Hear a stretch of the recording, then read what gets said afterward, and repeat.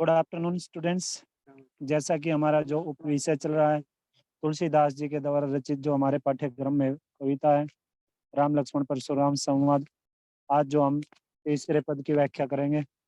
तीसरे पद से जो ये है, ब्रिगु सुत समूजी जनेऊ बिलोकी जो कछु कहू सोहरी सरोकी। इस काव्य पंक्ति तक हम कर चुके थे, इससे आगे शुरू करते हैं। सुर महीसुर हरिजन अरु गाई, हमरे कुल इन्हें पर न सुराई। बंदे पापू अब कीर्ति हारे, मारतू पापरिय तुम्हारे। कोटि कुलिस सम बचनो तुम्हारा, व्यर्थ दरुदनु बान कुठारा। जो बिलोकी अनुचित कहूँ छमु मामुनि धीर, सुनी सरोस भृगुवंश मणि बोले गिरा गंभीर। अब जो एक कठिन शब्द है, कठिन शब्दों के अर्थ जान लीजिएगा। सुर, सुर होता है देवता। महिषुर, महिषुर होता है ब्राह्मण। हरिजन, हरिजन होता है हरि के जो भक्त होते हैं। अरु, अरु का मतलब होता है और। गाय, गाय का मतलब होता है गाय। ठीक है। हमरे, हमारे, यानी कि लक्ष्मण के, यानी कि राम और लक्ष्मण के। ठीक है। ये जो शब्द है हमरे, ये लक्ष्मण ने अपने लिए प्रयोग किया है। ठीक है। अपने परिवार के लिए प्रयोग किया है, खुद के लिए प्रयोग किया है। कुल, परिवार, इन्हें, इन सभी पर। इन सभी से मतलब है देवता, ब्राह्मण, हरि के भक्त और गाय, ये चारों पर। पर न नहीं सुराई, सुराई होता है अच्छा लगता है, शोभा देना। ठीक है। तो लक्ष्मण जी आगे कहते हैं कि क्या कहते हैं लक्ष्मण जी? देवता, ब्राह्मण, जो हरि के भक्त हैं और जो गाय हैं, इन पर हमारे परिवार में जो वीरता दिखाना अच्छा नहीं लगता। इन पर वीरता का प्रदर्शन करना इनके के ऊपर हमें शोभा नहीं देता। कौन कहता है ये बातें? ये बातें लक्ष्मण जी कह रहे हैं परशुराम जी को। ठीक है। आगे चलिएगा। बंदे पापू अब कीर्ति हारे, मारतू पाप पर ये तुम्हारे। बंदे, बंद जाते हैं, पापू, पाप को, अब कीर्ति, अपयश को, अपमान को, हारे, हारने पर, मारतू, मरने पर, पा, पैरों में, परिये, पढ़ूंगा, तुम्हारे, तुम्हारे जो शब्द प्रयोग किया है वो लक्ष्मण ने परशुराम के लिए प्रयोग किया है। ठीक है।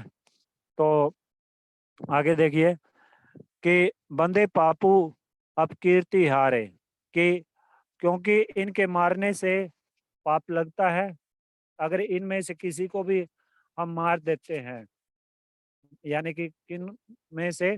देवता में से, ब्राह्मण में से, भगवान के भक्तों में से, या गाय में, इनमें से किसी को भी अगर हम मार देते हैं तो हमें क्या लगता है? पाप लगता है।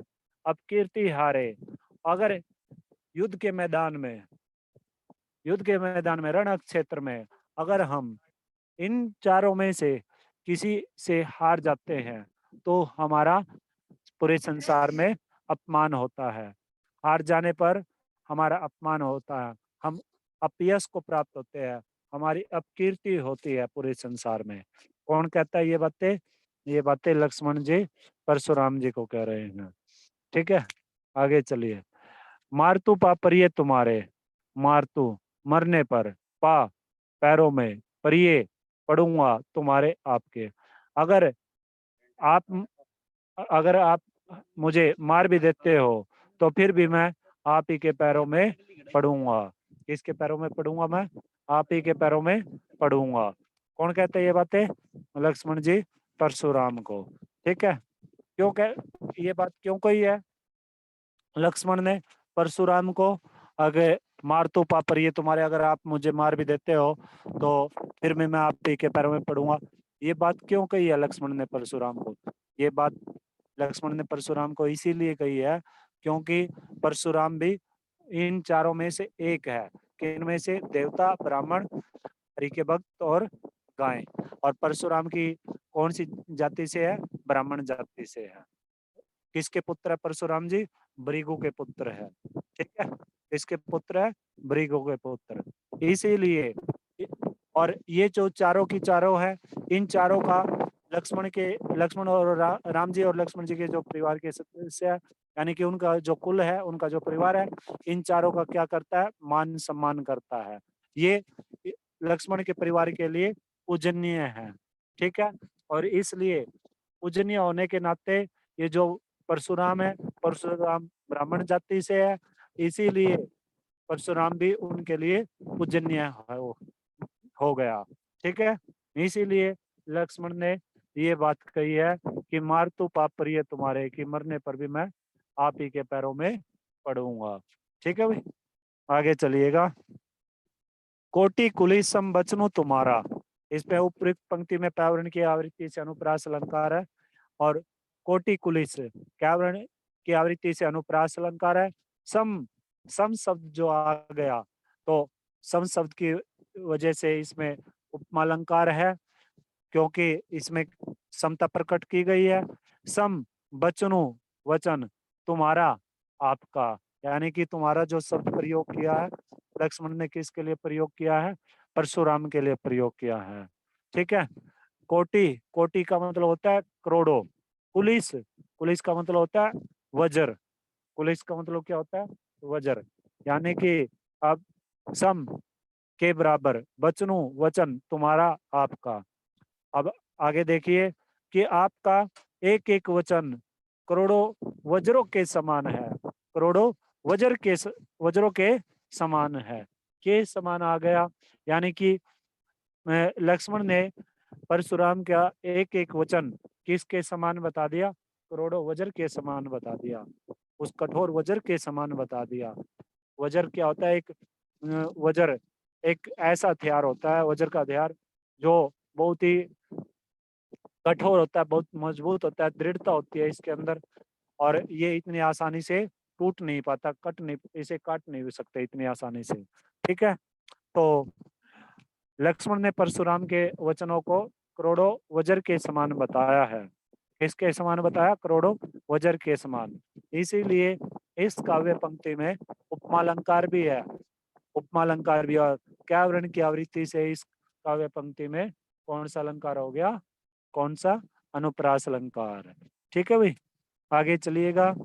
व्यर्थ दरु धनु बाण कुठारा, फिर आगे है व्यर्थ, बेकार में, धरु धारण करते, धरु का मतलब होता है धारण करना, और धनु धनुष, बाण बाण को, कुठारा कुलाड़े को।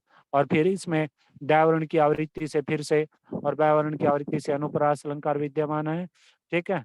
देखिए इस काव्य पंक्ति की व्याख्या देखिए कि लक्ष्मण जी फिर से व्यंग्य बाण छोड़ रहे हैं, व्यंग्यात्मक शैली का भी प्रयोग है। कौन सी शैली का प्रयोग किया है कवि ने, व्यंग्यात्मक शैली का, संवादात्मक शैली का। क्योंकि इस पूरी की पूरी काव्य पंक्तियों को, ये जितने भी काव्य पंक्तियां हैं, इन समस्त काव्य पंक्तियों को कवि ने एक नाटकीय ढंग से प्रस्तुत किया है, ठीक है। तो देखिए, व्यर्थ ध्रुव धनु बाण कुठारा, और फिर लक्ष्मण जी कहते हैं परशुराम को, परशुराम पर व्यंग्य बाण छोड़ते हुए कहते हैं कि आप तो बेकार में ही धनुष बाण और कुलाड़े को धारण किए फिर रहे हो। आप तो बेकार में किसको धारण धारण किए फिर रहे हो, किसको, धनुष बाण को और कुलाड़े को। आप तो धनुष बाण और कुलाड़े को बेकार में ही धारण कर फिर रहे हो। यानी कि इस समय ये जो व्यंग्य बाण छोड़ रहे हैं लक्ष्मण जी परशुराम की ओर, ये व्यंग्य बाण किसका काम करते हैं, जैसे सूखी सूखी जो लकड़ी होती है, और सूखी लकड़ी में आग तुरंत ही लग जाती है, ठीक है। जैसे हम हवन इत्यादि करते हैं, जो सामग्री होती है उसमें जैसे ही घी डालते हैं, इस समय उस आग में घी डालने का जो काम किया जा रहा है, वो लक्ष्मण के द्वारा किया जा रहा है, अपने व्यंग्य शब्दों के द्वारा, अपने व्यंग्य बाणों के द्वारा, व्यंग्यात्मक शैली के द्वारा, ठीक है। क्योंकि जैसे ही उसमें आग में अगर घी डालेंगे तो वो और भी भयानक और भी प्रचंड रूप धारण कर लेती है।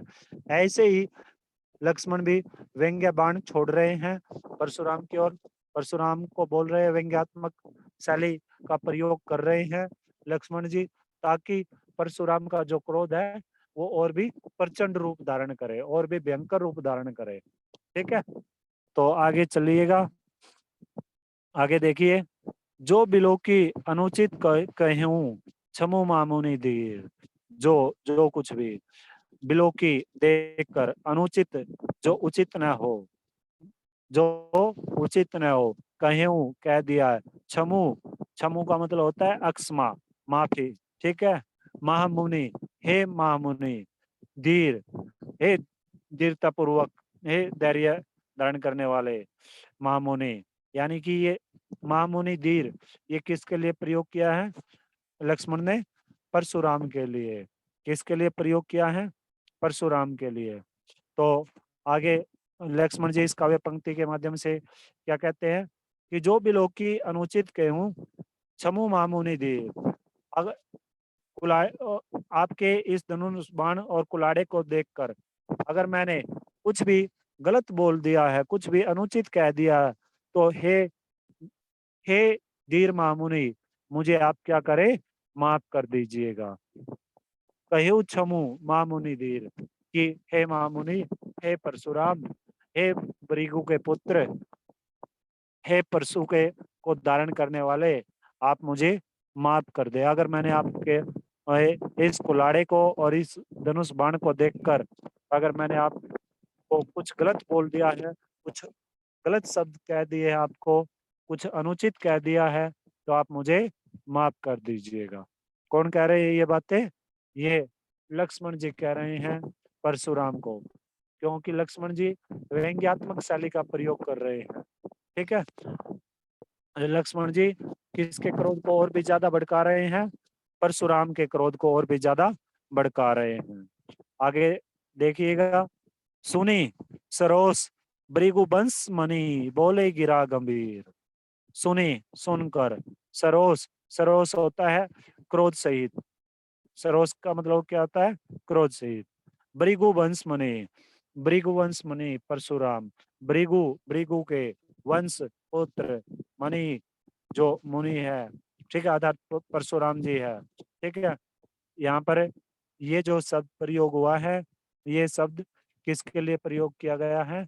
ये शब्द प्रयोग हुआ है परशुराम के लिए। अ, ठीक है, परशुराम के लिए। बोले, कहने लगे, गिरा गंभीर, गंभीरता पूर्वक, गंभीर वाणी में। और जैसे ही परशुराम ने लक्ष्मण की ये व्यंग्य भरी बातें सुनी, तो ये व्यंग्य भरी बातें सुनकर परशुराम ने क्रोध में आकर गंभीर वाणी में बोलना शुरू किया। गंभीर वाणी में बोलना शुरू किया। तो गंभीर वाणी में क्या बोलना शुरू किया, वो देखिएगा। पहले इस काव्यांश का आप विशेष जान लीजिएगा। ठीक है। देखिए, इस काव्यांश में अवधि भाषा का प्रयोग किया गया है। कवि ने तत्सम और तद्भव शब्दों का भी प्रयोग किया है। वीर रस की प्रधानता तो है ही है। ठीक है। ओज गुण की भी प्रधानता है। और अगर छंदों की बात करें तो दोहा चौपाई छंद का प्रयोग है। कौन से छंद का प्रयोग है? दोहा चौपाई छंद का प्रयोग है। अगर इसमें संगीतात्मकता भी है, स्वर मैत्री की वजह से संगीतात्मकता है। और व्यंजना शब्द शक्ति का कवि ने सहारा लिया है। कौन सी शब्द शक्ति का सहारा लिया इस काव्यांश में? व्यंजना शब्द शक्ति का। ठीक है। और व्यंग्य, व्यंग्यात्मक शैली का प्रयोग है और संवादात्मक शैली का प्रयोग किया कवि ने। और मुनि से बट मानी मैं वर्ण की आवृत्ति है, इसे अनुप्रास अलंकार है। कछु का कोटि कुलिस व्यावरण की आवृत्ति से अनुप्रास अलंकार विद्यमान है। सुर महिसुर सुनी सरोस सवर्ण की आवृत्ति से अनुप्रास अलंकार विद्यमान है। दरु धनु दयावर्ण की आवृत्ति से अनुप्रास अलंकार विद्यमान है। गिरा गंभीर, गिरा गंभीर में व्यावरण की आवृत्ति से अनुप्रास अलंकार विद्यमान है।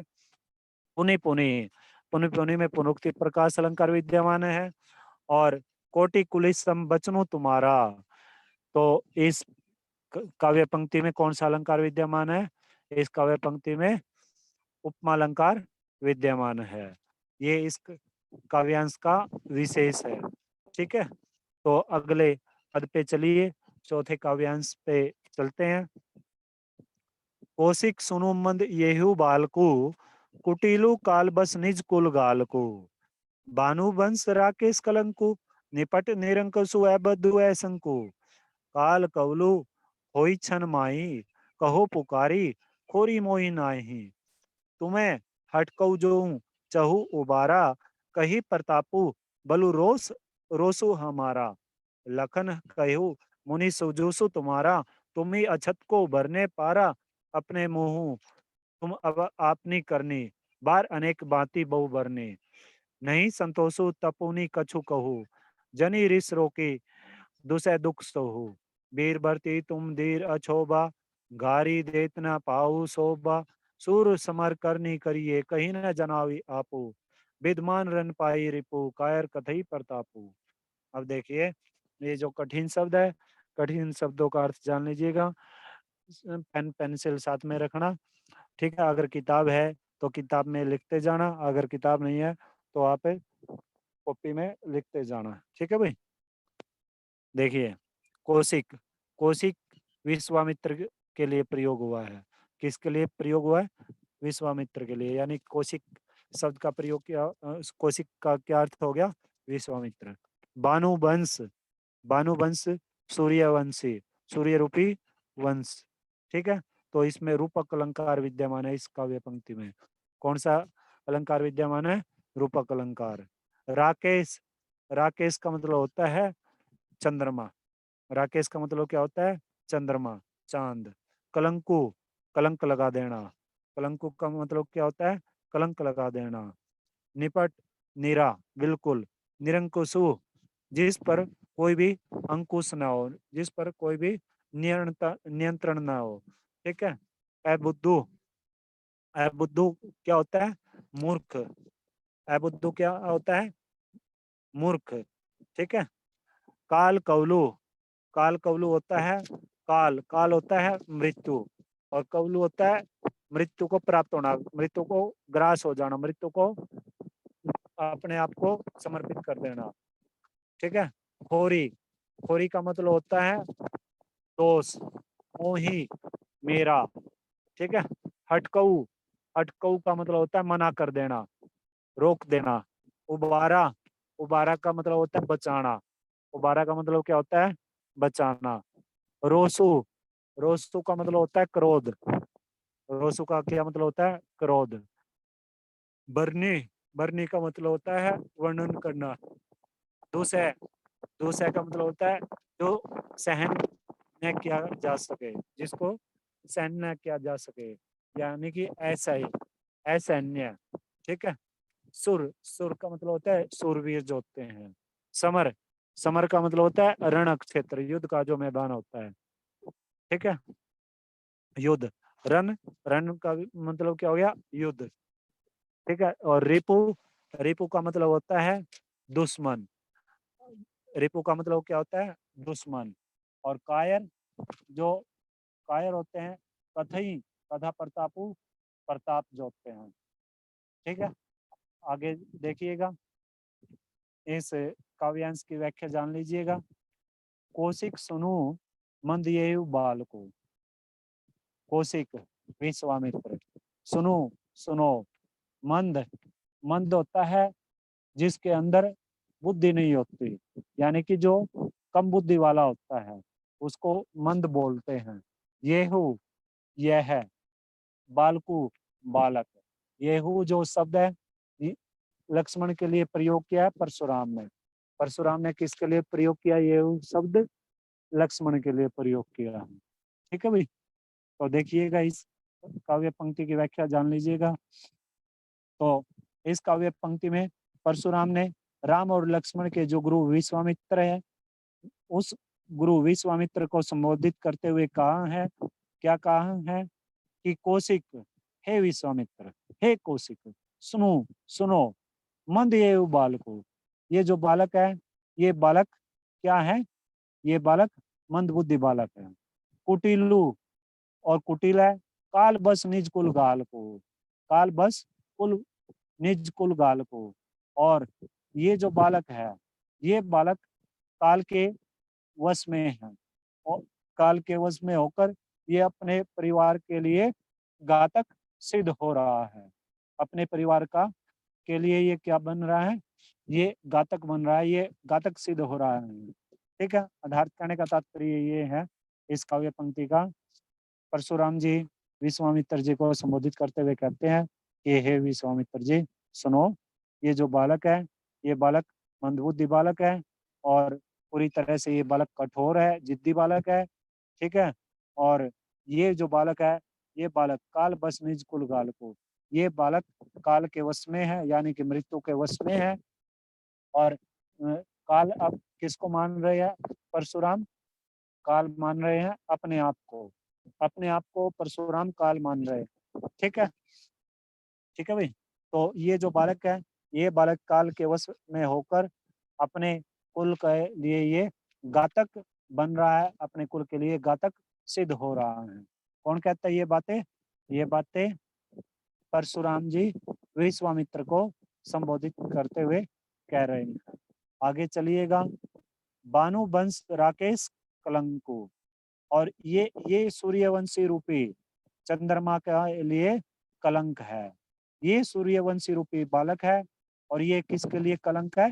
चंद्रमा के लिए कलंक है। वैसे तो ये कैसा बालक है? ये सूर्यवंश ये रूपी है। ये किस वंश से है? सूर्य से, सूर्यवंश से। ठीक है, लेकिन ये चंद्रमा के लिए कलंक है। निपट निरंकुशु है बुद्धू है शंकु, और ये जो बालक है, ये निपट, ये बालक तो नीरा बिल्कुल ही क्या है? ये जिद्दी है, निरंकुशु है बुद्धू है शंकु। ये जो बालक है, ये बालक निरंकुशु, जिस पर कोई भी अंकुश ना हो, जिस पर कोई भी नियंत्रण ना, उद्दंड प्रवृत्ति का जो होता है, शरारती जो प्रवृत्ति का जो बालक होता है, उसे निरंकुशु बोलते हैं। ठीक है भाई। तो ये बालक, जिस इस बालक पर कोई नियंत्रण नहीं है, ये जिद्दी बालक है, बुद्धू, ये मूर्ख है, और असंको, और ये निडर है। इसके अंदर किसी प्रकार का कोई भी डर नहीं है। ठीक है, तो आगे चलिए।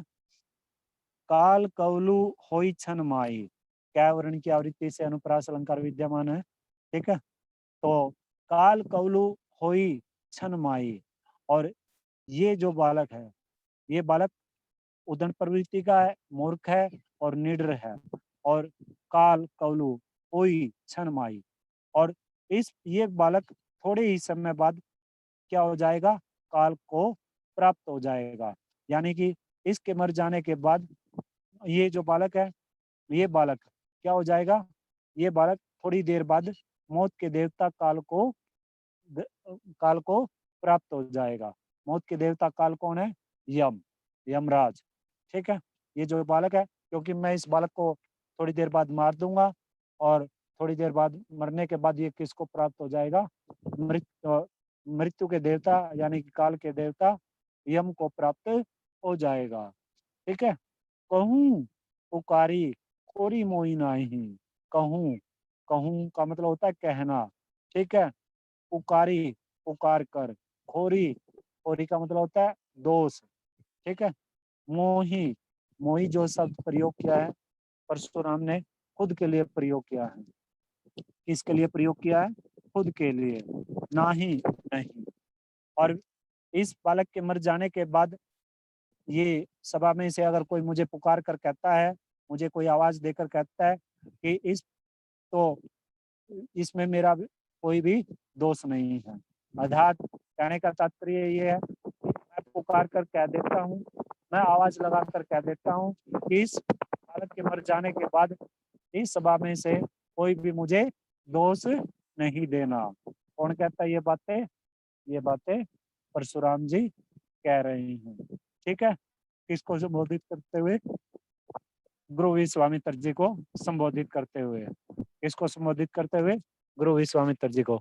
ये जो काव्यांश है, ये बहुत ही महत्वपूर्ण है, पेपर में अधिकतर ये आता है, ये परीक्षा उपयोगी महत्वपूर्ण है। ठीक है भाई, पूछा जाता है। आगे चलिएगा। तुम तुम्हें हटको जो चाहूं उबारा, तुम्हें, तुम जो शब्द प्रयोग किया है परशुराम ने, किसके लिए प्रयोग किया है? गुरु विश्वामित्र के लिए प्रयोग किया है। किसके लिए प्रयोग किया है? गुरु विश्वामित्र के लिए। हटकऊं, अटकाऊ का मतलब क्या होता है? इसे मना कर दो। अटकाऊ का मतलब क्या होता है? इसे मना कर दो, इसे मना कर दो। उबारा, उबारा का मतलब होता है सुरक्षित रखना, यानी कि इसे बचाना चाहते हो। ठीक है। जो जो चाहूं, चाहते हो। चाहूं का मतलब क्या होता है? चाहते हो। और उबारा का मतलब होता है सुरक्षित या बचाना। अब आगे परशुराम गुरु विश्वामित्र को संबोधित करते हुए कहते हैं, यदि तुम इसे बचाना चाहते हो, यदि तुम इसे सुरक्षित देखना चाहते हो, यदि तुम इसे जीवित देखना चाहते हो, तो इसे क्या कर दो? कही प्रतापु बलु रोसु हमारा, कही कह दो।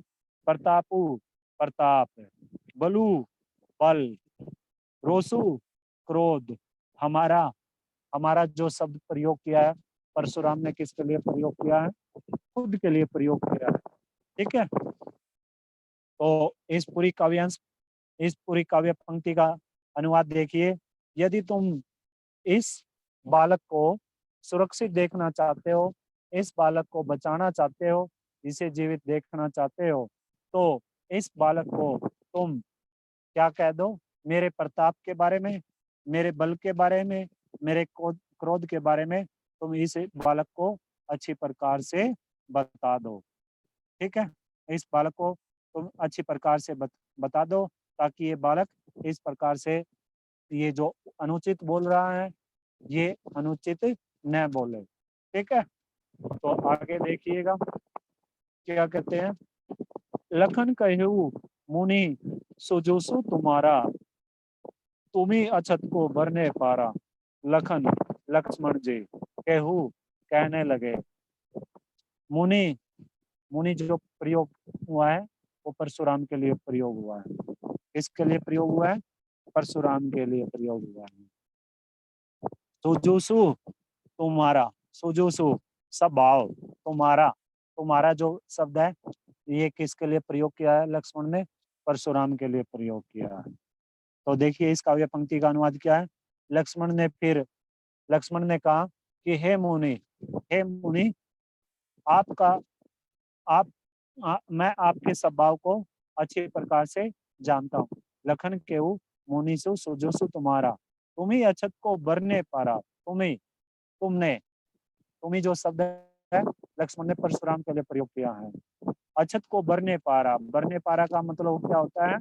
बरने पारा का मतलब होता है बरने पारा, बरने पारा का मतलब होता है वर्णन करना। बरने पारा का क्या मतलब होता है? वर्णन करना। तो इस पूरी काव्य पंक्ति का अनुवाद देखिए कि लक्ष्मण ने जब परशुराम बोल रहे थे, तो परशुराम के बोलने के बाद लक्ष्मण जी ने कहना शुरू किया। क्या कहना शुरू किया? लखन केहू मुनि सुजोसु तुम्हारा, तुम्ही अछत को भरने पारा। लक्ष्मण ने तब कहा, लक्ष्मण ने कहा कि हे मुनि, आपके स्वभाव को, आपके रहते और कौन इसका वर्णन कर सकता है?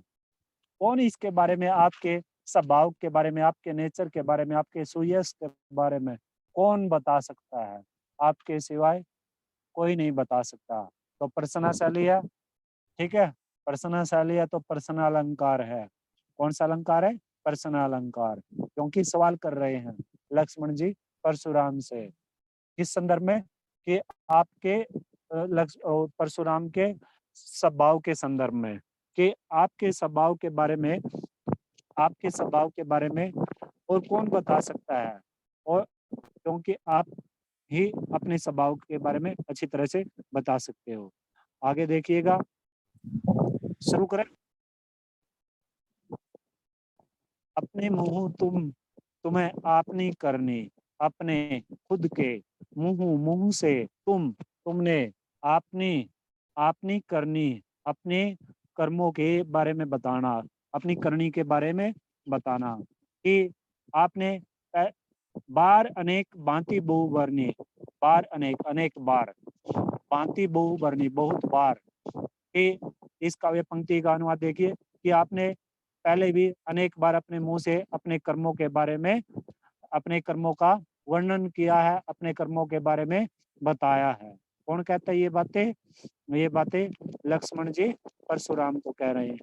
ठीक है, नहीं संतोषु तपुनि कछु कहू, नहीं नहीं संतोषु संतोष, तपुनि कछु कहू, तपुनि कछु कहू, तपुनि फिर से, कछु कुछ, कहू कह दो। अगर इतने पर भी, इतना कुछ बताने पर भी अगर आपको के मन को संतोष नहीं हुआ है तो फिर भी आप कुछ कह दो।